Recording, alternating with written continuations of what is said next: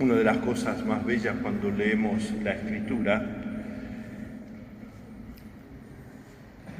es que la experiencia de Dios del pueblo de Israel nos acerca al conocimiento de Dios a través de imágenes, luego a través de la reflexión que llamamos sapiencial, y por supuesto después en el Nuevo Testamento es el mismo Jesús que dice a sus discípulos: quien me ve, ve al Padre.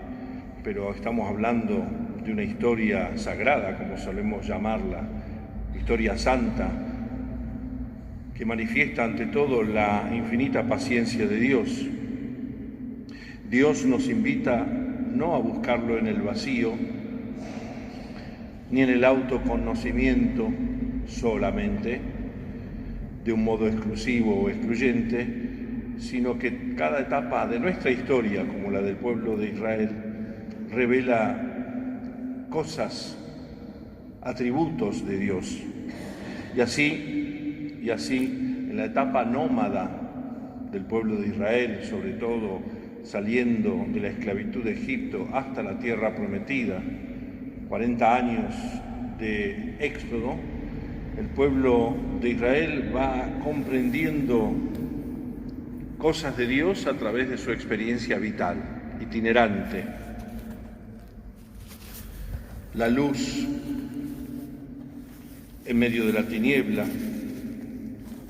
la sombra bajo el sol que las nubes regalan al pueblo peregrino, el fuego en la noche que da calor, porque el desierto tiene una amplitud térmica impresionante. Pero sin embargo, en esa etapa nómada jamás el pueblo de Israel ha divinizado la luz del sol, la sombra, las nubes, los astros, jamás. Y quizá en esta etapa de Éxodo, una de las actividades más importantes del pueblo de Israel fue la actividad pastoril, yendo de oasis en oasis para dar de beber a los rebaños y también para tener comida, aunque llega un momento que se acabó y ya querían carne bajada del cielo. Y ahí, bueno, vinieron las codornices, las quejas, etc. 40 años se resumen muy rápido. Pero en la etapa sedentaria, es decir, cuando se pasa el Jordán y se establece el pueblo judío, evidentemente hay nuevas actividades. La primera, y acá estamos acostumbrados, recuerden aquella homilía del Papa San Juan Pablo II el 7 de abril del 87, dedicada sobre todo a la actividad rural, especialmente la agrícola. Habló de eso aquí. Y la actividad agrícola exige la sedentariedad. Se descubre a Dios en el ritmo de las estaciones, en las estaciones de la lluvia, en la estación seca, la siembra con lágrimas, la cosecha llena de alegría, el cambio de las estaciones. Y al mismo tiempo, Dios es mi roca, mi fortaleza, mi baluarte, porque ya el pueblo se ha establecido y la misma geografía con las colinas de Judá, con el templo, con las casas de los que gobiernan, les habla de Dios, de la fidelidad. Luego en la Biblia comienza a reflexionarse acerca de los parentescos humanos. Dios es Padre, pero es Madre también, como rezan tantos salmos y textos de los profetas. Dios tiene cercanía, ternura, fidelidad de una madre. Y luego se empieza a reflexionar si Dios es esposo. El pueblo de Israel es como la esposa, a veces fiel, a veces infiel, pero Dios siempre es fiel. No por eso estoy indicando que solo los esposos son fieles y las esposas infieles. Generalmente es al revés, pero en Dios, y en esa esponsalidad se comienza a reflexionar acerca de la misma bondad de Dios, su verdad, su belleza, en concreto, no como elucubración simplemente filosófica. Entonces, como podemos leer en el Evangelio, cada vez que Jesús dice yo soy, no dice yo soy solo, salvo una vez ya cerca de la pasión. Les aseguro que antes que Abraham fuese, yo soy. Y ahí tenemos un montón de yo soy de Jesús, sobre todo en el Evangelio de Juan, agua viva, luz, pan, resurrección y vida, camino, verdad y vida, vid, sarmientos. Yo soy el rey, como le dice a Pilato. Y sobre todo este capítulo de 10, del cual hemos leído apenas unos versículos, yo soy el buen pastor. No solo, también la puerta donde el rebaño descansa.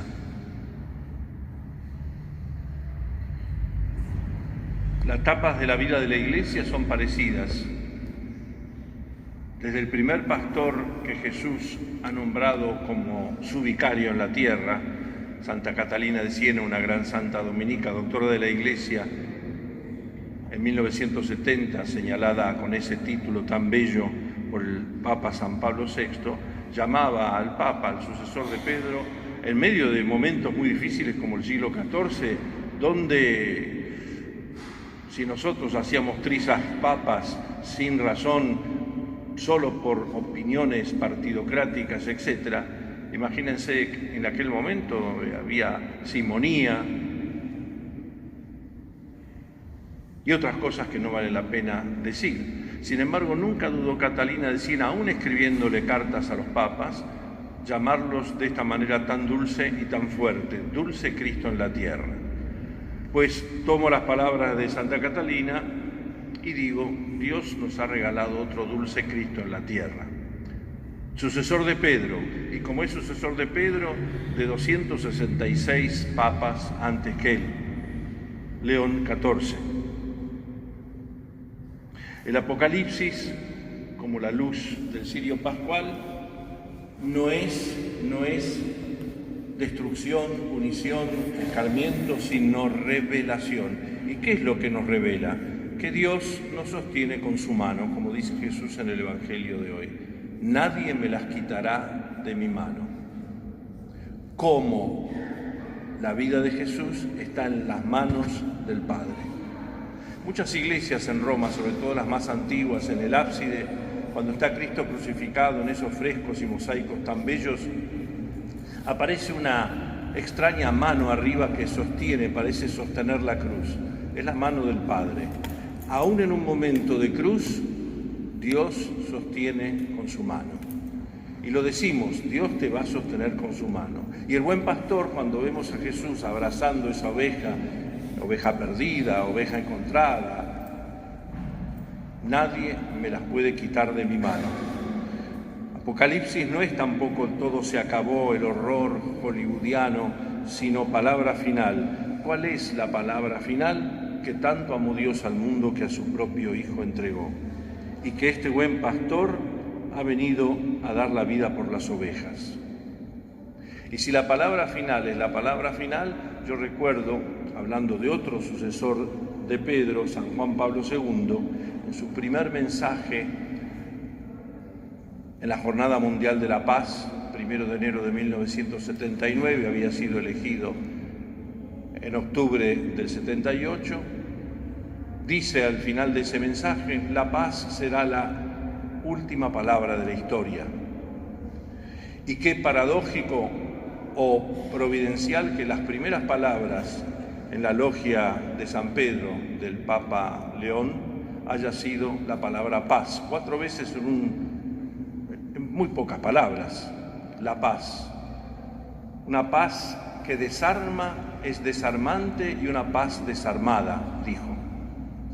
Sí, así el Señor habla con gestos y palabras al oído de hombres y comunidades. Es el soplo y aliento de su propio corazón. En el Antiguo Testamento, esa imagen del pastor adjudicada a Dios mismo es repetida o viene recogiendo las imágenes de las grandes autoridades imperiales de los imperios, valga la redundancia, que rodeaban a Israel. Asirios, caldeos, persas, medos, griegos, los egipcios referían a la autoridad máxima como un pastor, uno que conduce, al que todos lo siguen. Pero Jesús ahora, Él es el pastor y modelo.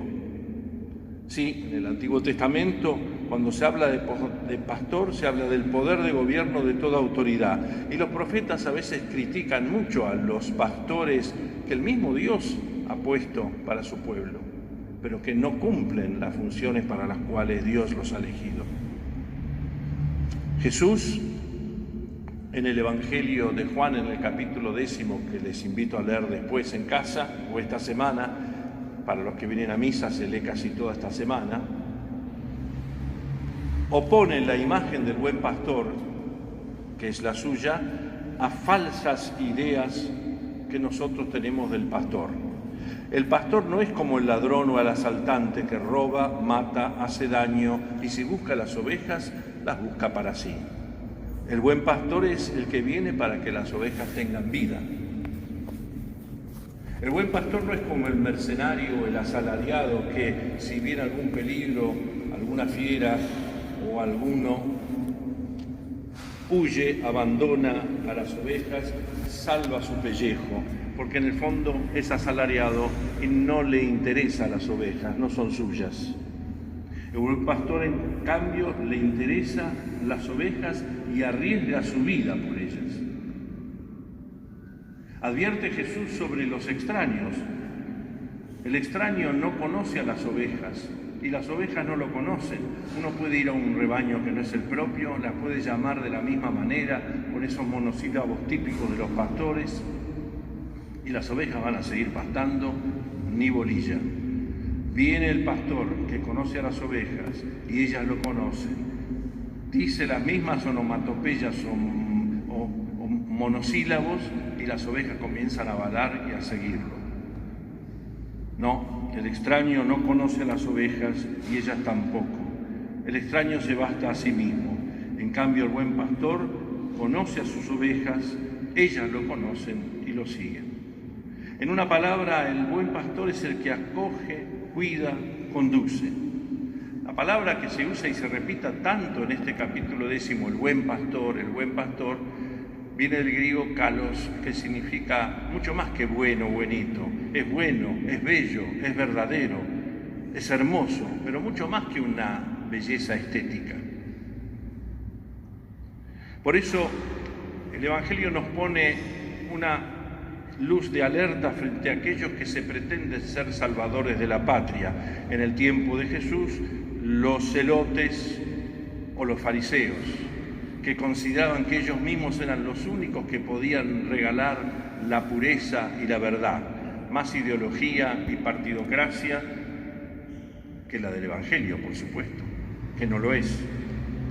No terminan sino siendo ladrones, extraños y asalariados.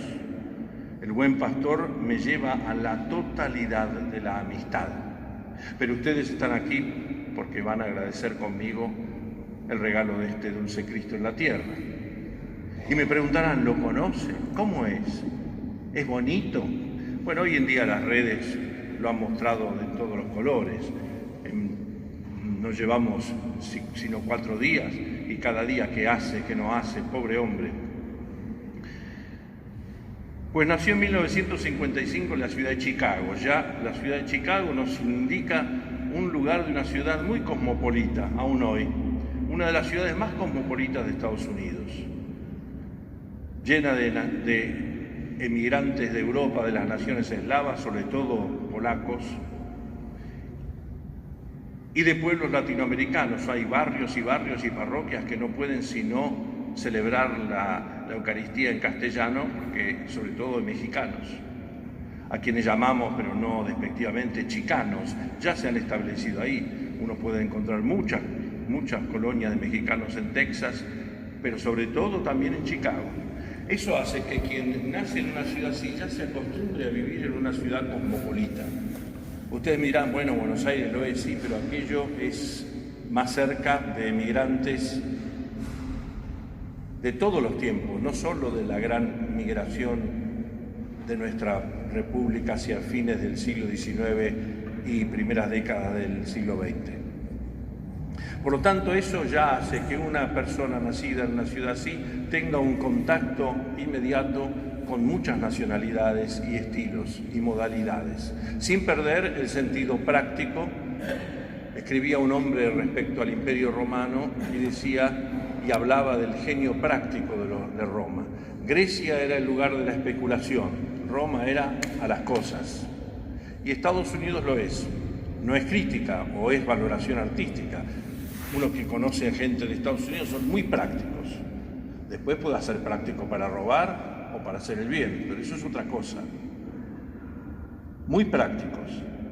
Y creo que el Señor le ha dado a Robert Francis Prevost un sentido práctico que lo ha llevado a lo organizativo en todos los ministerios que Dios le ha pedido siendo fraile agustino.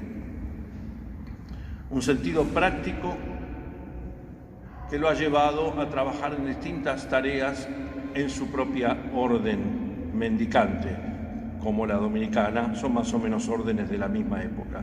Ambas dos, la dominicana y la agustina, abrazan la regla del gran santo de Hipona, San Agustín.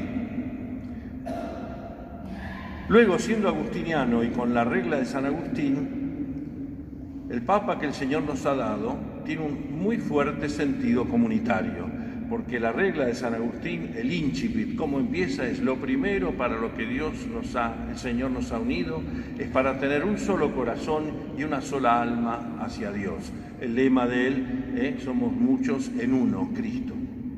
Somos variados, traduzco literalmente del latín, en uno, Cristo. ¿No decía San Agustín que en lo necesario la unidad, en lo opilable la libertad, en todo la caridad? Esa es la unidad. Ese sentido comunitario que lo ha llevado en los destinos que ha tenido como fraile agustino, sobre todo en Perú, donde ha vivido en total unos 19 años, a un sentido social y de piedad hacia los más necesitados, como misionero en Latinoamérica. Latinoamérica le ha ofrecido a él y le ha modelado el corazón en un sentido muy particular como es el peruano, no exclusivo de Perú, en un sentido misionero, de un modo de organización social y de piedad cristiana que ha dado a Perú muchos santos que todos conocemos. Santos propios como Santa Rosa de Lima, San Martín de Porres, y santos importados en el sentido migrantes como él, como San Francisco Solano, como Santo Toribio de Mogrovejo, imagen del buen pastor en Latinoamérica, o como el hermano cooperador dominico San Juan Macías, pastor de ovejas en España, inmigrante en Perú, donde se hizo fraile ahí. Eso le ha dado un sentido misionero y un sentido social de piedad hacia los necesitados. Pero hay algo más.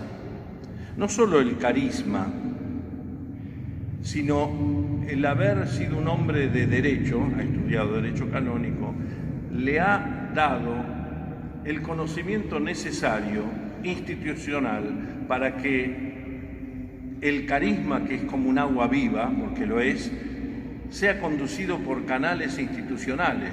Y digo yo que es providencial, porque en este momento donde la Iglesia está abriéndose a una nueva y original sinodalidad, será Él quien deba institucionalizar esta sinodalidad, darle un cauce seguro jurídico, porque ustedes saben que las palabras vuelan, las instituciones permanecen, siempre y cuando transmitan la gracia de un carisma, si no envejecen y son cosas de museo. Ese sentido constitucional, hombre de derecho, debo decir, porque hay que hacer propaganda, que él estudió en la Universidad Santo Tomás, el Angélicum, entre el año 84 hasta que defendió su tesis en el año 86. Sí.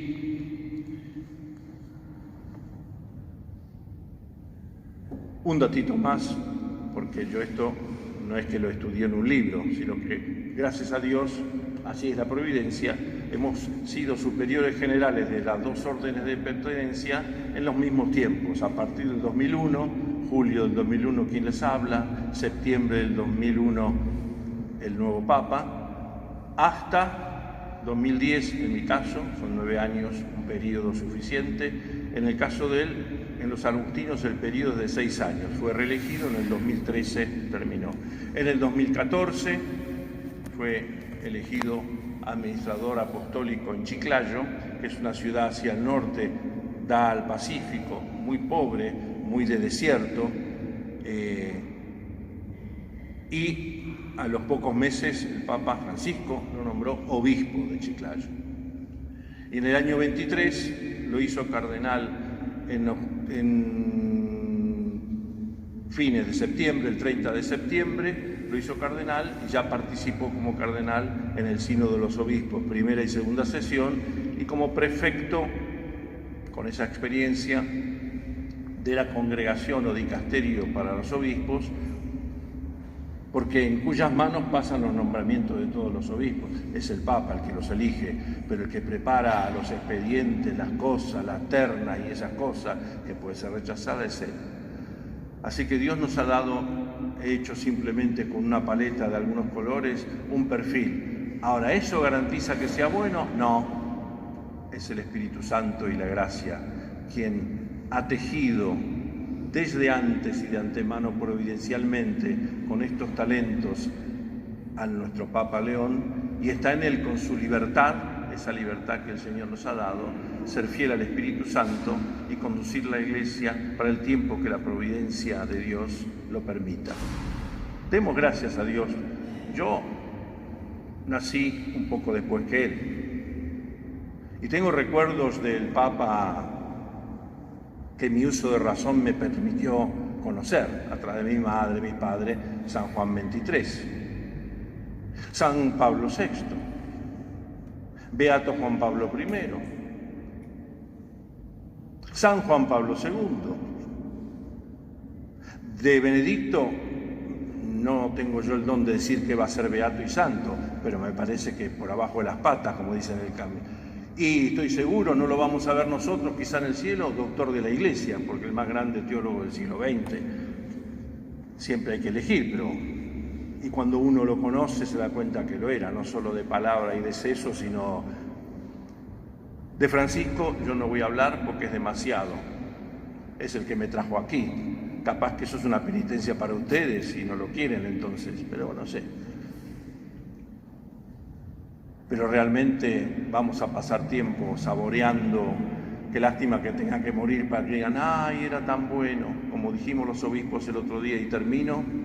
No vino, o mejor dicho, no viajó, pero vino a nosotros. Y así, ojalá sea, nos pase con el Padre, sí, bien, Pater Patrum significa Padre de los Padres, Servum Servorum significa siervo de los siervos, son los dos títulos del Papa León XIV. Recemos por él.